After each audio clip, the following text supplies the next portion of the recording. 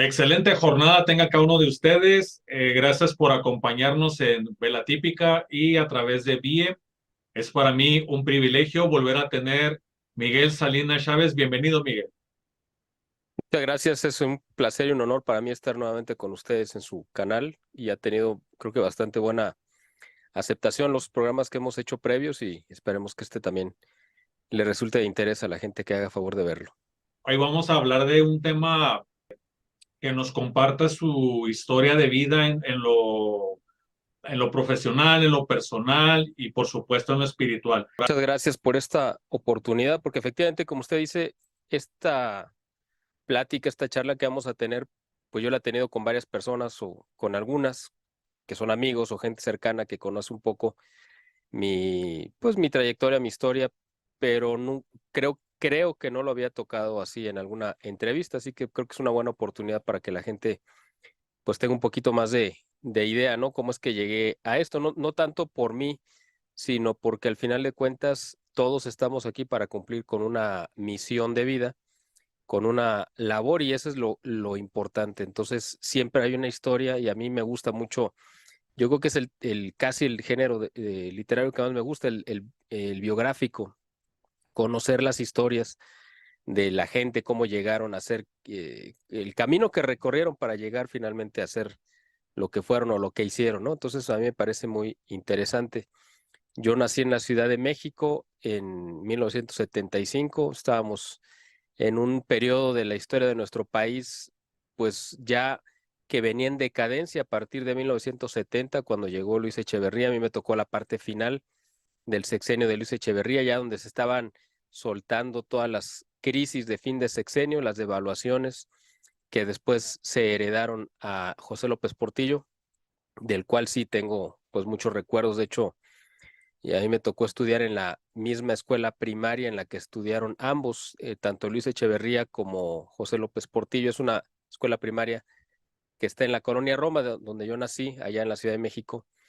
Y esa escuela se fundó, si no mal recuerdo, en 1921 más o menos, o 22, y la fue a inaugurar José Vasconcelos, porque era el modelo de escuela que él había impulsado. Era una escuela, yo creo que única en el país, era una escuela que estaba dividida en dos sectores, para varones y para mujeres, dividida por la parte del medio por una biblioteca muy grande, muy impresionante. Todo de hecho, el estilo arquitectónico, pues ya era una declaración de principios, ¿no? Tomando eh, pues la base, digamos, de la arquitectura mexicana y lo que después se conocería un poco como el estilo post-revolucionario, ¿no? Que exaltaba parte de la mexicanidad.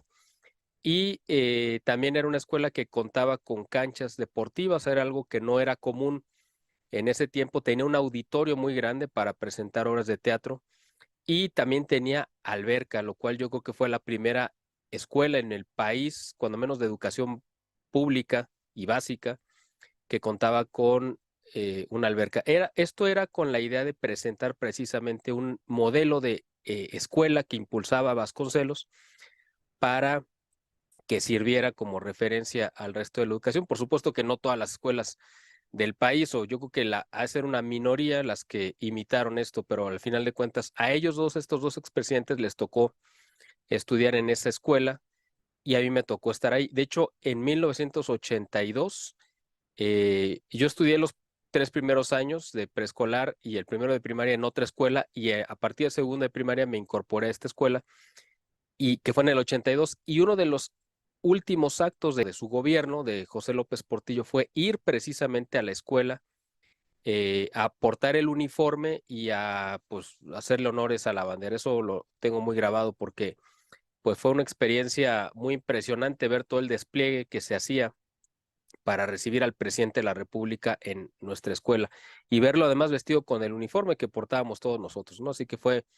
una experiencia que me marcó y bueno, pues a mí me tocó toda esa parte, ¿no? Complicada de los ochentas en cuanto a la situación económica del país. Yo nací también en el seno de una familia católica. Yo tuve la fortuna también de tener pues buena educación religiosa en mi casa, devocional, y además pues tuve la fortuna de tener buenos maestros, buenas maestras catequistas para prepararme para los sacramentos, especialmente el de la primera comunión, que es el que yo recuerdo. Una tía mía me preparó junto con mi mamá y además fui a una parroquia a tomar catecismo. Esa es la parroquia de la Sagrada Familia, que también está en la Colonia Roma, muy conocida. Un tío mío, un tío abuelo, era un pianista muy virtuoso, que incluso estuvo en el conservatorio, y él amenizaba las reuniones tocando piezas, valses mexicanos de la época del Porfiriato. Entonces, para mí, desde pequeño me familiaricé mucho con esa época y quedé como muy imbuido, ¿no? De ese estilo artístico, porque lo veía en la arquitectura y lo escuchaba en la música a través de las reuniones que teníamos.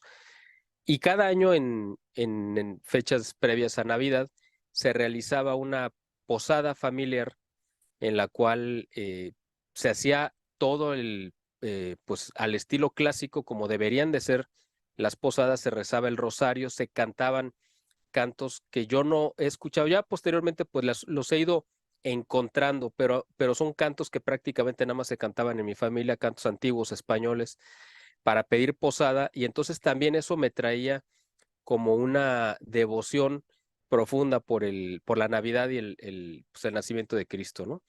Además tuve también la fortuna de que mi mamá pues siempre tuvo una vena artística y tuvo la feliz idea de representar una pastorela que ella misma escribió, una pastorela clásica, no cómica como es la mayoría, sino esta es una pastorela clásica en la que tomábamos parte todos mis primos y algunos de mis tíos, donde nos, mi mamá y una tía prepararon el vestuario, se hacía toda una escenografía y nos aprendíamos los diálogos y la representábamos previo a Navidad para mi familia simplemente, ¿no? Pero también eso me marcó profundamente para sensibilizarme con esta época del año que es tan entrañable.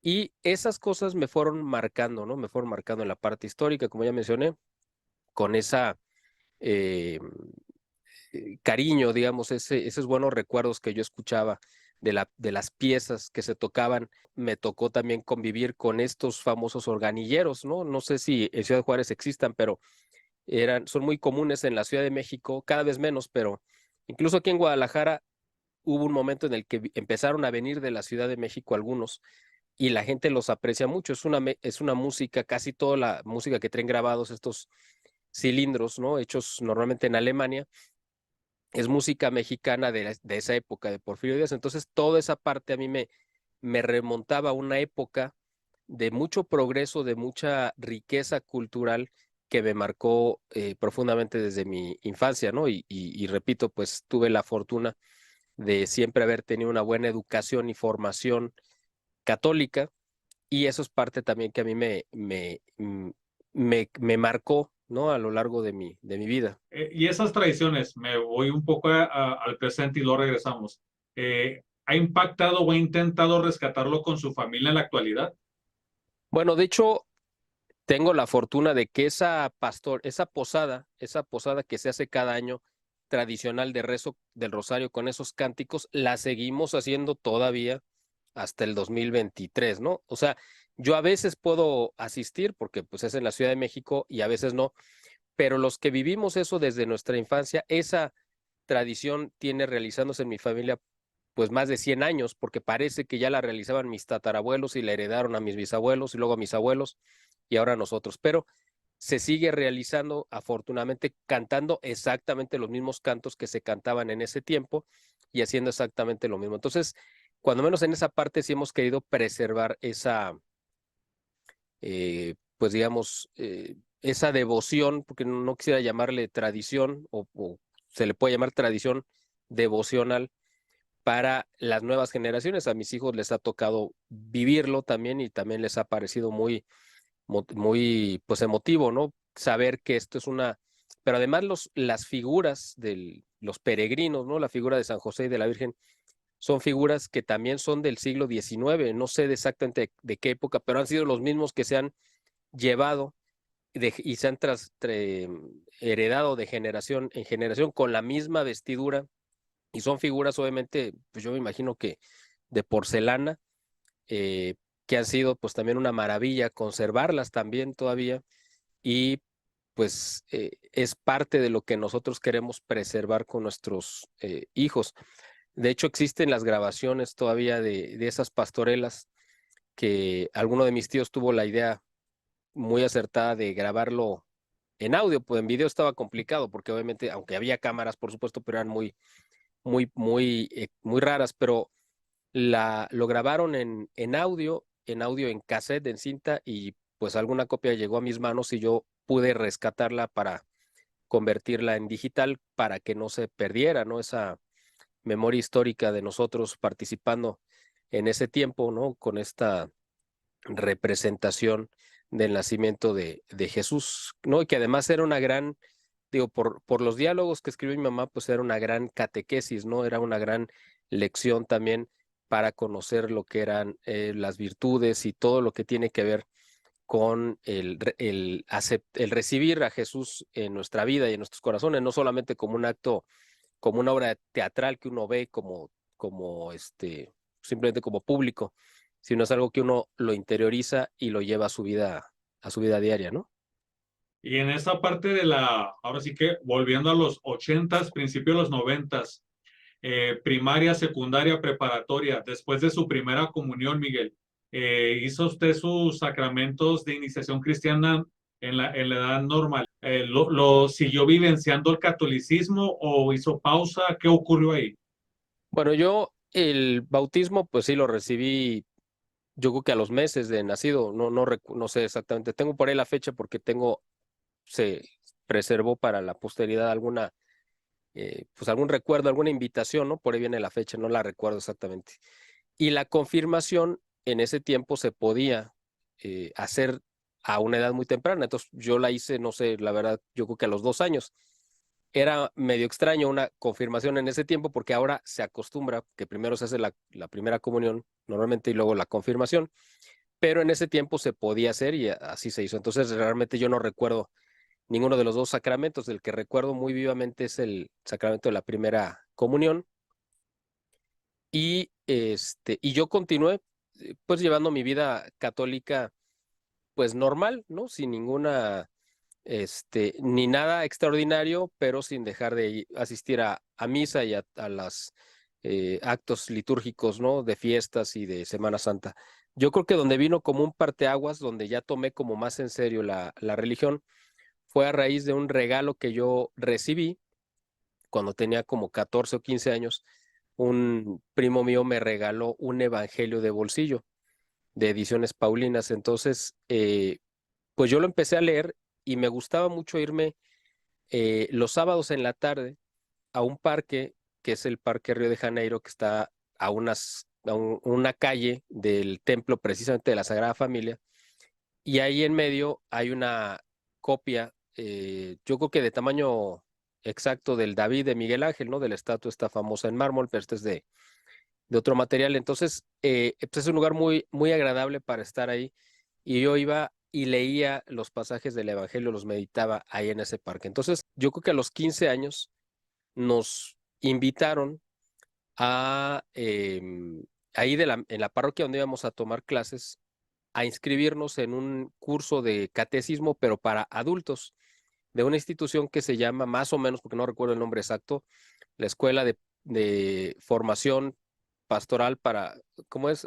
Escuela de Pastoral Parroquial para los Agentes Laicos. Una cosa sí, es un nombre un poco largo. Todavía existe esa institución. Y pues yo me inscribí junto con mi familia, se escribió pues mi mamá y mis primos y tíos y todo eso. Entramos como 6 o 7 personas de mi familia a tomar clases los domingos. Y tuvimos la fortuna de que teníamos maestros muy buenos, de muy buen nivel, que sabían muy bien, entonces nos prepararon a la perfección. Y esta escuela era como una escuela primaria, porque eran 6 años cada domingo para terminar pues todos los niveles. Entonces, nosotros entramos al primer año, yo era el más joven de todo el grupo porque había gente pues adulta, casi todos eran adultos y yo era el más joven, yo tenía 15 años. En casa pues escuchaba un poco de bel canto, pues, tenemos algunos discos, ¿no? De Humberto Cravioto y de otros tenores muy reconocidos. Prácticamente, pues yo no recuerdo haber escuchado música de mariachi, por ejemplo, ¿no? En mi casa. Soy otro tipo de música mexicana, como ya mencioné, música de salón, pero no, no música de mariachi. Entonces yo cuando escuché y vi ese concierto de los tres tenores, para mí fue como una revelación y yo dije, yo quiero hacer eso. O sea, sentí como que había descubierto la vocación, o es lo que yo creía en ese momento, para lo cual yo, pues estaba en este mundo. Entonces, era una cuestión ahí, curiosa. Yo estuve preparando el papel y bueno, pues estaba enfocado en ello cuando en el verano del 94, previo a la presentación, la elección, me parece, por esta situación de lo de Colosio, se hizo en agosto, si no mal recuerdo, se retrasó como un mes. Entonces fue previo a la elección y por ser el verano, en este instituto que se llamaba Enrique de Ossó, creo que, bueno, ya no existe porque quien lo llevaba pues ya falleció hace muchos años. Me ofrecieron una beca para ir a tomar un curso de formación de evangelizadores. Pues yo me sentía comprometido porque coincidía prácticamente en las fechas con la presentación de la ópera. Había una diferencia como de una semana, pero era ausentarme pues durante 8 días. Cuando me preguntó para qué iba a ausentarme, como yo no sabía en ese momento, no lo recordaba, que ella era una rabiosa atea, ¿no? Come curas. Entonces me dijo, no tienes permiso. Yo, si era para irte a la playa con tus amigos a emborracharte, sí te daba permiso, pero para irte a cuestiones de religión no tienes permiso. Y le dije, oiga, maestra, pero usted ya me había autorizado. Pues sí, pero pues ahora no. Y si te vas, quedas fuera de la compañía. Entonces, para mí fue un debate muy fuerte porque por un lado me sentía comprometido con la escuela, con esta institución que me habían dado esta beca. Yo tenía muchos deseos de tomar ese curso, pero por el otro lado decía, bueno, 4 años para prepararme para este momento, para echarlo por la borda. Y para mí realmente fue una situación crítica. A lo mejor ahorita la gente lo ve y lo escucha y dice, bueno, pues no había eh, mucho de dónde elegir. Yo hubiera decidido esto o hubiera decidido esto otro, ¿no?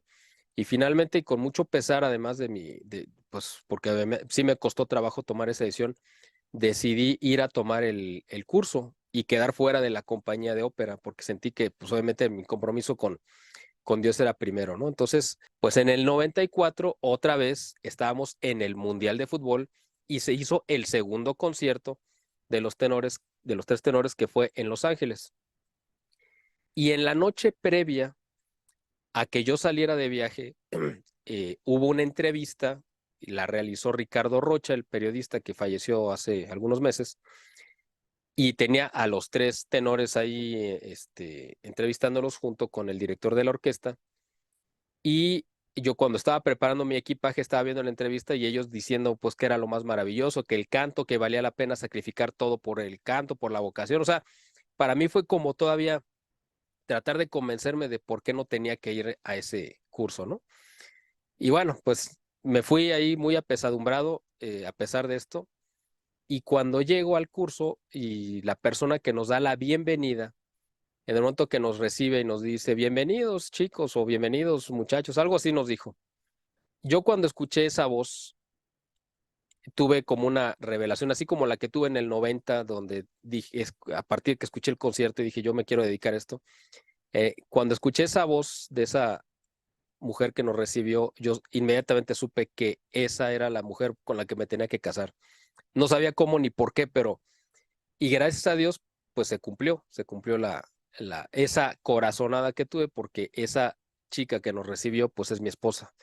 Entonces, ahí fue donde yo entendí por qué tenía que haber ido a ese curso. Entonces yo regreso a la Ciudad de México y pues asistí como público a la presentación de la obra, porque eran mis compañeros, porque yo estuve ahí con ellos y bueno, pues yo me sentía parte, ¿no? Aunque no participé.